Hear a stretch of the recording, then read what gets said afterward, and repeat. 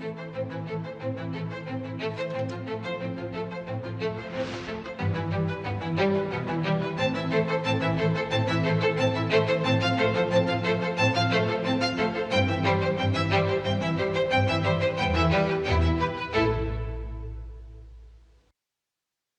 प्यारे देशवासियों, नमस्कार। मानसून के इस मौसम में प्राकृतिक आपदाएं देश की कसौटी कर रही हैं। पिछले कुछ हफ्तों में हमने बाढ़ और भूस्खलन का बड़ा कहर देखा है। कहीं घर उजड़ गए, कहीं खेत डूब गए, परिवार के परिवार उजड़ गए। पानी के तेज बहाव में कहीं पुल बह गए, सड़कें बह गई, लोगों का जीवन संकट में फंस गया। इन घटनाओं ने हर हिंदुस्तानी को दुखी किया है। जिन परिवारों ने अपने प्रियजन खोए, उनका दर्द हम सबका दर्द है। जहां भी संकट आया, वहां के लोगों को बचाने के लिए हमारे एनडीआरएफ, एसडीआरएफ के जवान, अन्य सुरक्षा बल, हर कोई दिन रात जुटे रहे। जवानों ने तकनीक का सहारा भी लिया है। थर्मल कैमरे, लाइव डिटेक्टर, स्नीफर डॉग्स और ड्रोन सर्विलेंस ऐसे अनेक आधुनिक संसाधनों के सहारे राहत कार्य में तेजी लाने की भरपूर कोशिश की गई। इस दौरान हेलीकॉप्टर से राहत सामग्री पहुंचाई गई, घायलों को एयरलिफ्ट किया गया। आपदा की घड़ी में सेना मददगार बनकर सामने आई। स्थानीय लोग, सामाजिक कार्यकर्ता, डॉक्टर, प्रशासन, संकट की इस घड़ी में सभी ने हर संभव प्रयास किया। मैं ऐसे हर नागरिक को हृदय से धन्यवाद देता हूं, जिन्होंने इस कठिन समय में मानवीयता को सबसे ऊपर रखा हुआ है।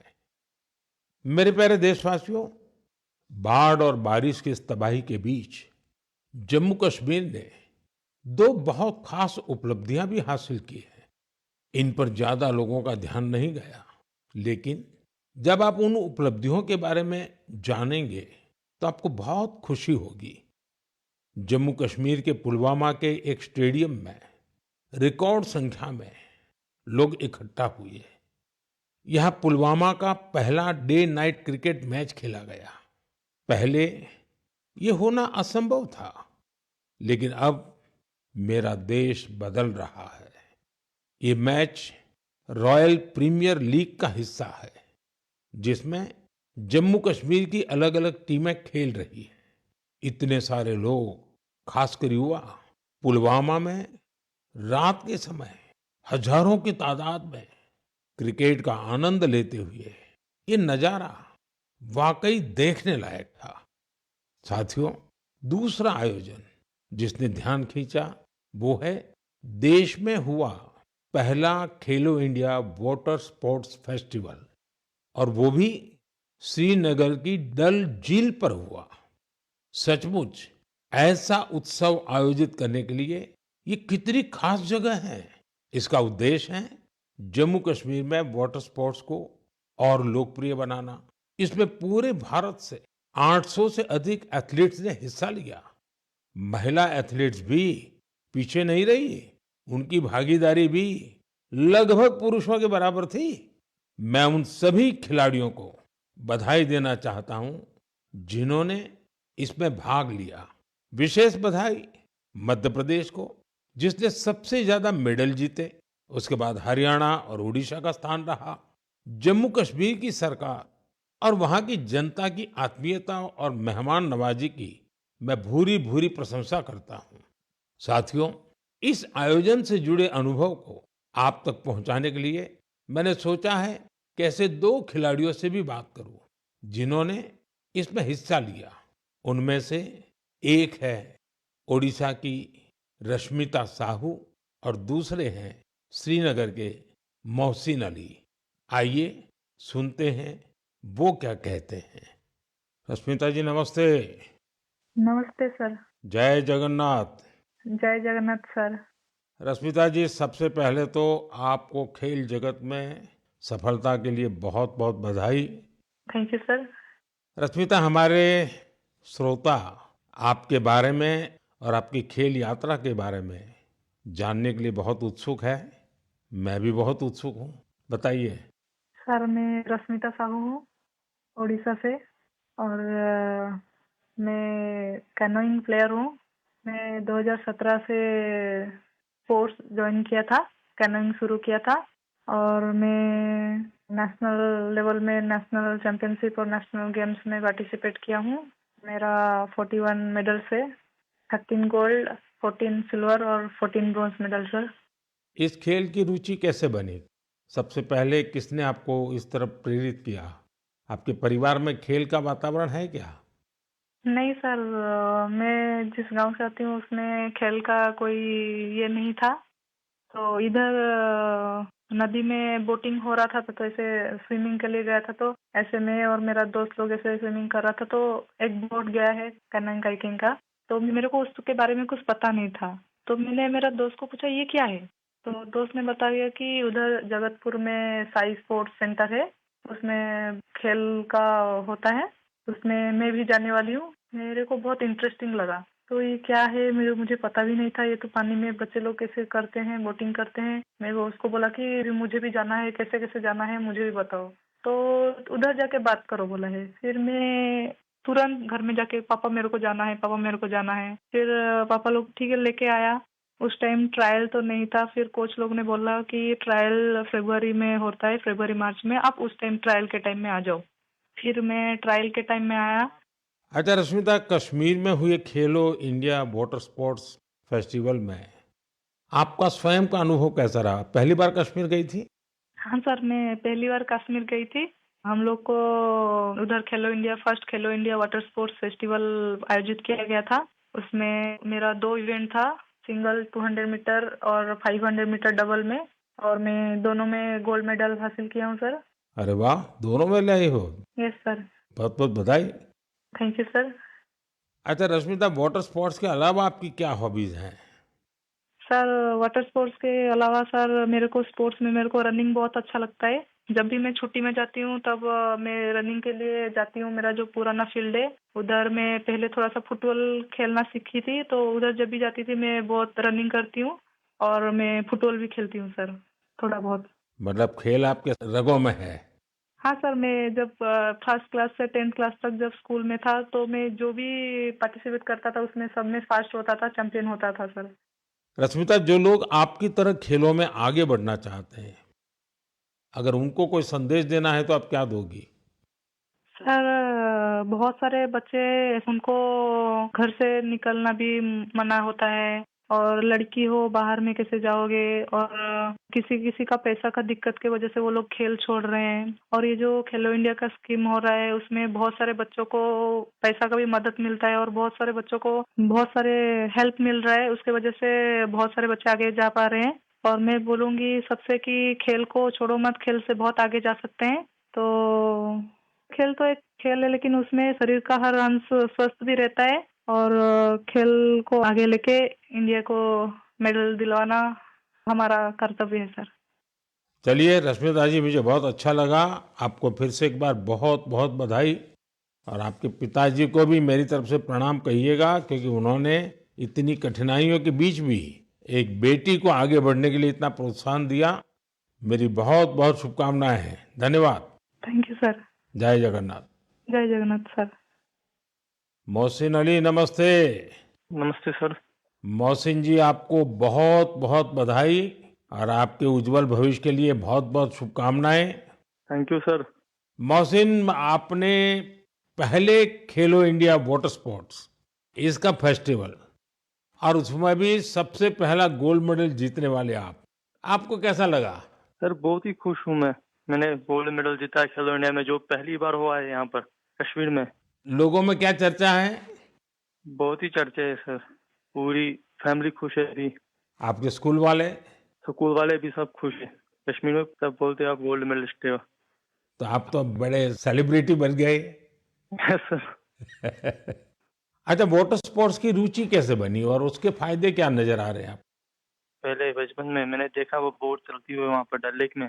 पापा ने बोला आप करोगे? मैं हाँ मुझे भी शौक है। मैं भी फिर गया वहाँ पर सेंटर में मैडम के पास। फिर मैम ने मुझे सिखाया, बिल्किस मैम ने। अच्छा मोहसिन, पूरे देश के लोग आए थे, पहली बार वाटर स्पोर्ट्स का कार्यक्रम हुआ और वो भी श्रीनगर में हुआ, वो भी डल झील में हुआ।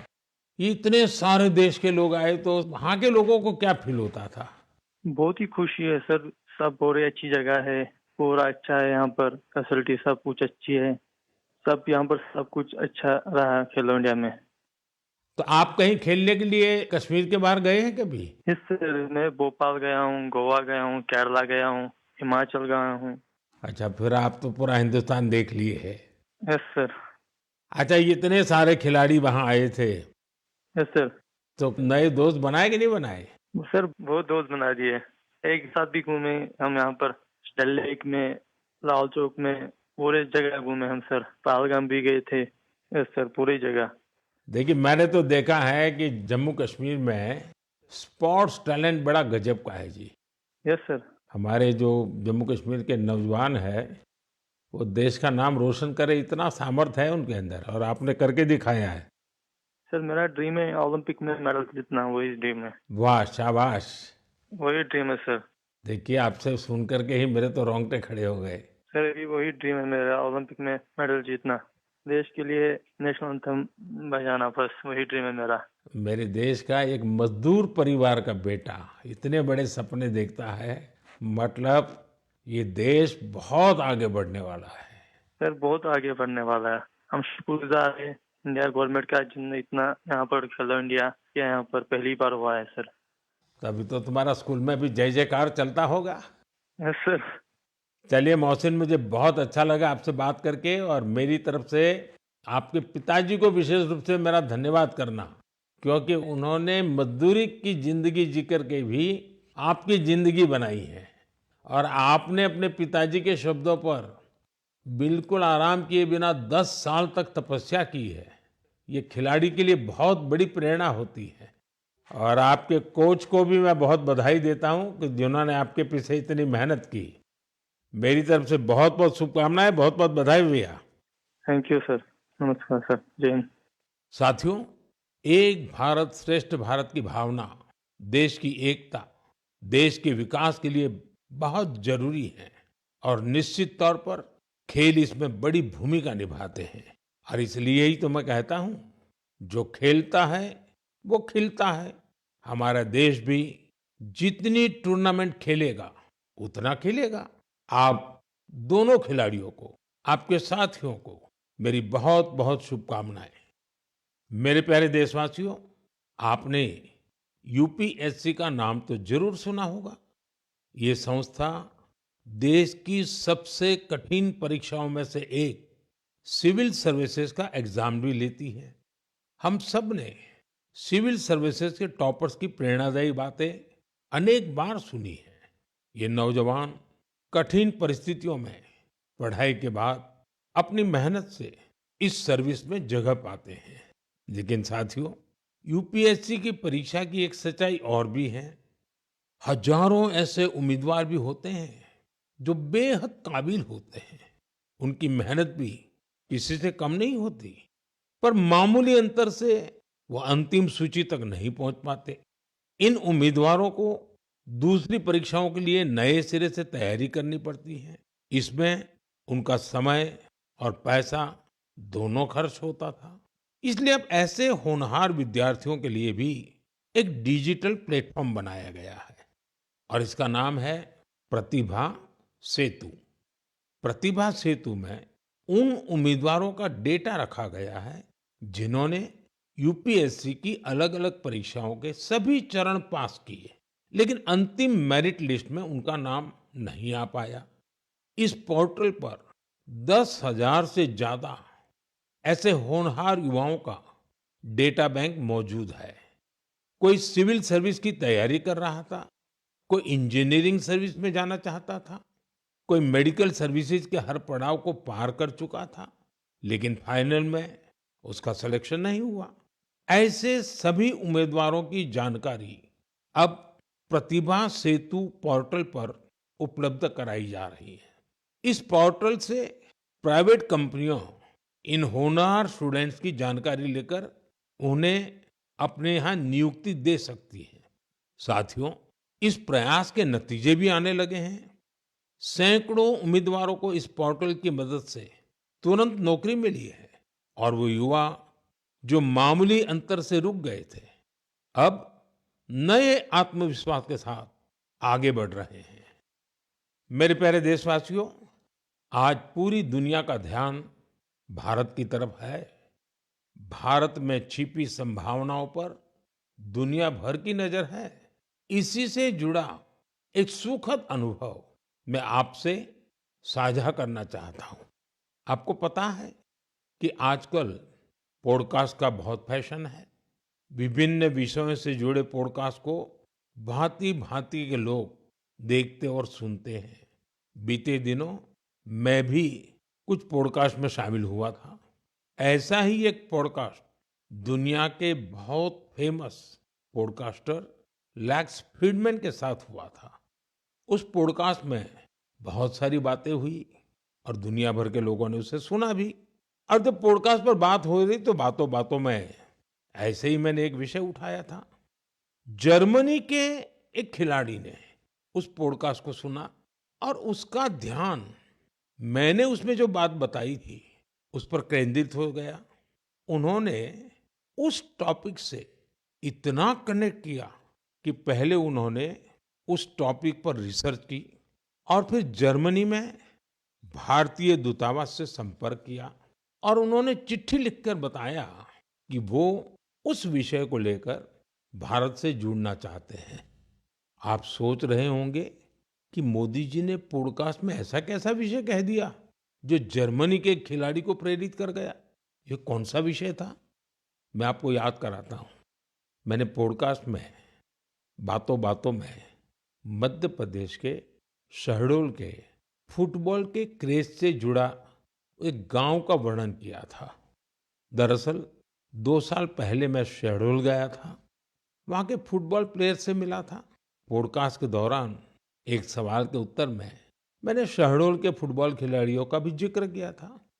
यही बात जर्मनी के फुटबॉल खिलाड़ी और कोच डिटमार बायर्सडॉर्फर ने भी सुनी।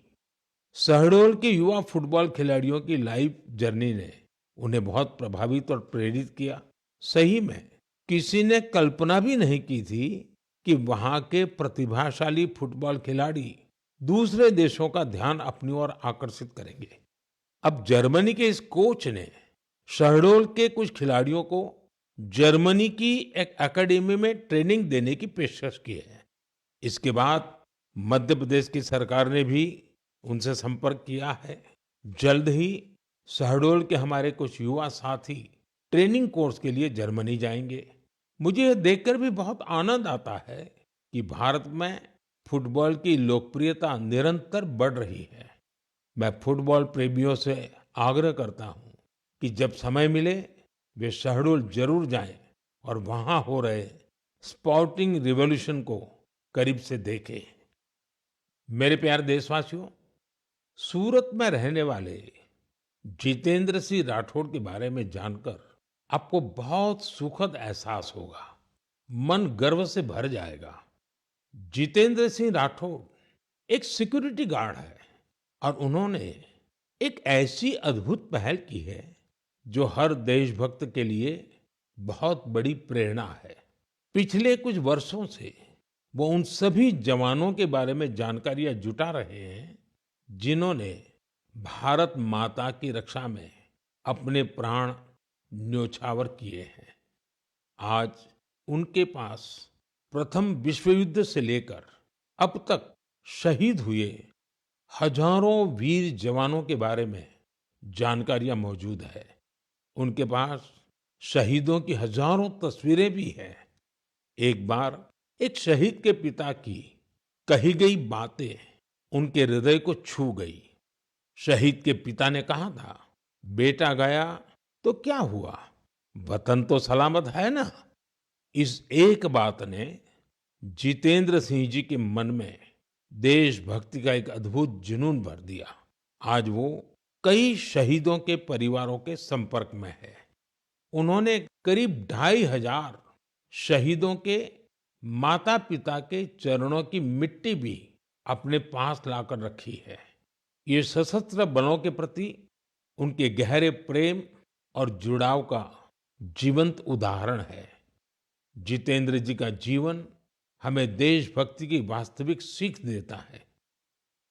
मेरे प्यारे देशवासियों, आजकल आपने देखा होगा, अक्सर घर की छतों पर, बड़ी इमारतों पर, सरकारी दफ्तरों में सोलर पैनल चमकते हुए दिखाई देते हैं। लोग अब इसके महत्व को समझ रहे हैं और खुले मन से अपना रहे हैं। हमारे देश पर सूर्यदेव की इतनी कृपा है, तो क्यों न उनकी दी हुई उस ऊर्जा का पूरा उपयोग करें। साथियों, सोलर पावर से किसानों की जिंदगी भी बदल रही है। वही खेत, वही मेहनत, वही किसान, लेकिन अब मेहनत का फल कहीं ज्यादा है। ये बदलाव आ रहा है सोलर पंप से और सोलर राइस मिल से। आज देश के कई राज्यों में सैकड़ों सोलर राइस मिल लग चुकी है। इन सोलर राइस मिलों ने किसानों की आय के साथ ही उनके चेहरे की रौनक भी बढ़ा दी है। साथियों, बिहार की देवकी जी ने सोलर पंप से गांव की किस्मत बदल दी है। मुजफ्फरपुर के रतनपुरा गांव के रहने वाली देवकी जी को लोग अब प्यार से सोलर दीदी कहते हैं। देवकी जी, उनका जीवन आसान नहीं था। कम उम्र में शादी हो गई, छोटा सा खेत, 4 बच्चों की जिम्मेदारी और भविष्य की कोई साफ तस्वीर नहीं। लेकिन उनका हौसला कभी टूटा नहीं। वो एक सेल्फ हेल्प ग्रुप से जुड़ी और वहीं उन्हें सोलर पंप के बारे में जानकारी मिली। उन्होंने सोलर पंप के लिए प्रयास शुरू किए और उसमें सफल भी रही। सोलर दीदी के सोलर पंप ने इसके बाद जैसे गांव की तस्वीर ही बदल दी। जहां पहले कुछ एकड़ में जमीन की सिंचाई हो पाती थी, अब सोलर दीदी के सोलर पंप से 40 एकड़ से ज्यादा क्षेत्र में पानी पहुंच रहा है। सोलर दीदी के इस अभियान में गांव के दूसरे किसान भी जुड़ गए हैं। उनकी फसलें हरी भरी होने लगी हैं, आमदनी बढ़ने लगी। साथियों, पहले देवकी जी की जिंदगी 4 दीवारी के भीतर सिमटी हुई थी, लेकिन आज वो पूरे आत्मविश्वास से अपना काम कर रही है। सोलर दीदी बनकर पैसे कमा रही है और सबसे दिलचस्प बात की, वो क्षेत्र के किसानों से यूपीआई के जरिए पेमेंट लेती है। अब पूरे गांव में उन्हें बहुत सम्मान से देखा जाता है। उनकी मेहनत और दूरदर्शिता ने दिखा दिया है कि सौर ऊर्जा सिर्फ बिजली का साधन नहीं है, बल्कि ये गांव-गांव में नई रोशनी लाने वाली एक नई शक्ति भी है। मेरे प्यारे देशवासियों, 15 सितंबर को भारत के महान इंजीनियर मोक्षगुंडम विश्वेश्वरैया जी का जन्मदिन होता है। उस दिन को हम इंजीनियर्स डे के रूप में मनाते हैं। इंजीनियर सिर्फ मशीन नहीं बनाते, वे सपनों को हकीकत में बदल देने वाले कर्मयोगी होते हैं। मैं भारत के हर इंजीनियर की सराहना करता हूं, उन्हें अपनी शुभकामनाएं देता हूं। साथियों, सितंबर में ही भगवान विश्वकर्मा की पूजा का पवित्र अवसर भी आने वाला है। 17 सितंबर को विश्वकर्मा जयंती है। ये दिन हमारे उन विश्वकर्मा बंधुओं को भी समर्पित है जो पारंपरिक शिल्प, कौशल और ज्ञान विज्ञान को अनवरत एक पीढ़ी से दूसरी पीढ़ी तक पहुंचा रहे हैं। हमारे सुतार, लोहार, सोनार, कुम्हार, मूर्तिकार, बढ़ई मिस्त्री हमेशा से भारत की समृद्धि की बुनियाद रहे हैं। हमारे इन विश्वकर्मा बंधुओं की मदद के लिए ही सरकार ने विश्वकर्मा योजना भी चलाई है। साथियों, अब मैं आपको एक ऑडियो रिकॉर्डिंग सुनाना चाहता हूं। तो ये जो मानपत्र में आपने लिखा है, ये स्टेटों के बारे में मैंने जो कुछ किया या हैदराबाद के बारे में हमारी गवर्नमेंट ने जो कुछ किया, ठीक है किया, लेकिन आप जानते हैं कि हैदराबाद का किस्सा इस तरह से हमने किया, उसमें कितनी मुसीबत हुई। सब स्टेटों के साथ, सब प्रिंसेस के साथ हमने वायदा दिया था कि भाई कोई प्रिंस का, कोई राजा का हम अलग फैसला नहीं करेंगे, सबका एक हिसाब, जैसे सबका होता है ऐसा उनका भी। लेकिन उनके लिए हमने वहां तक अलग समझौता किया। साथियों, ये आवाज लौह पुरुष सरदार वल्लभ भाई पटेल की है। हैदराबाद की घटनाओं पर उनके स्वर में जो पीड़ा है, उसे आप महसूस कर सकते हैं। अगले महीने सितंबर में हम हैदराबाद लिबरेशन डे भी मनाएंगे। ये वही महीना है जब हम उन सभी वीरों के साहस को याद करते हैं जिन्होंने ऑपरेशन पोलो में हिस्सा लिया था। आप सबको मालूम है कि जब अगस्त 1947 में भारत को आजादी मिली तो हैदराबाद अलग ही स्थिति में था। निजाम और रजाकारों के अत्याचार दिन ब दिन बढ़ते जा रहे थे। तिरंगा फहराने या वंदे मातरम कहने पर भी मौत के घाट उतार दिया जाता था। महिलाओं और गरीबों पर अत्याचार किए जाते थे। उस समय बाबा साहब आम्बेडकर ने भी चेतावनी दी थी कि ये समस्या बहुत बड़ी बनती जा रही है। आखिरकार सरदार पटेल ने मामले को अपने हाथ में लिया। उन्होंने सरकार को ऑपरेशन पोलो शुरू करने के लिए तैयार किया। रिकॉर्ड समय में हमारी सेनाओं ने हैदराबाद को निजाम की तानाशाही से आजाद कराया और उसे भारत का हिस्सा बनाया। पूरे देश ने इस सफलता का उत्सव मनाया। मेरे प्यारे देशवासियों, आप दुनिया के किसी भी कोने में चले जाएं, वहां आपको भारतीय संस्कृति का प्रभाव देखने को जरूर मिलेगा।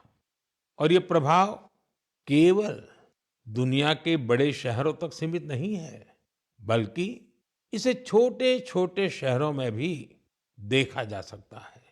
इटली के एक छोटे से शहर कैंप रोतोंडो में ऐसा ही देखने को मिला है।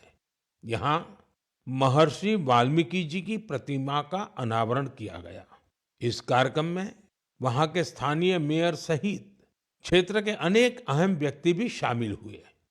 कैंप रोतोंडो में रहने वाले भारतीय मूल के लोग महर्षि वाल्मीकि जी की प्रतिमा लगने से बहुत खुश हैं। महर्षि वाल्मीकि के संदेश हम सभी को बहुत प्रेरित करते हैं। साथियों, इस महीने की शुरुआत में कनाडा के मिसिसागा में प्रभु श्री राम की 51 फीट ऊंची प्रतिमा का भी अनावरण किया गया है। इस आयोजन को लेकर लोगों में बहुत उत्साह था। सोशल मीडिया पर प्रभु श्री राम की भव्य प्रतिमा के वीडियोज खूब शेयर किए गए। साथियों, रामायण और भारतीय संस्कृति के प्रति ये प्रेम अब दुनिया के हर कोने में पहुंच रहा है। रूस में एक मशहूर स्थान है व्लादिवोस्तोक। बहुत से लोग इसको ऐसी जगह के रूप में जानते हैं जहां सर्दियों में तापमान -20 से -30 डिग्री सेल्सियस तक गिर जाता है।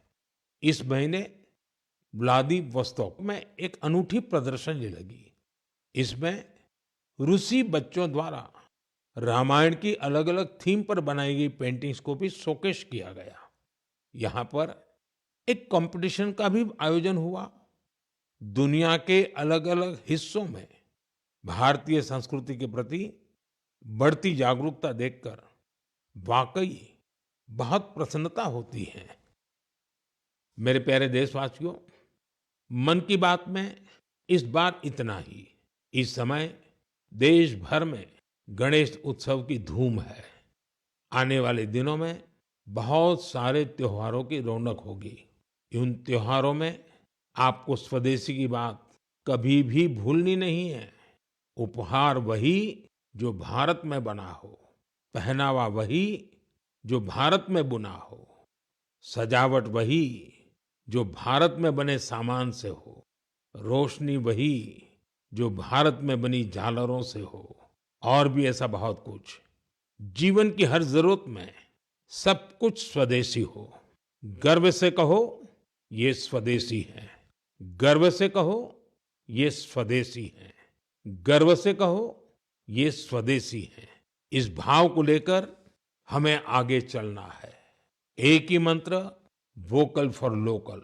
एक ही रास्ता, आत्मनिर्भर भारत। एक ही लक्ष्य, विकसित भारत।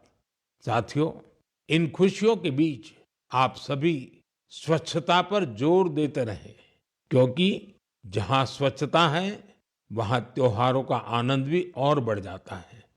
साथियों, मन की बात के लिए मुझे इसी तरह बड़ी संख्या में अपने संदेश भेजते रहिए।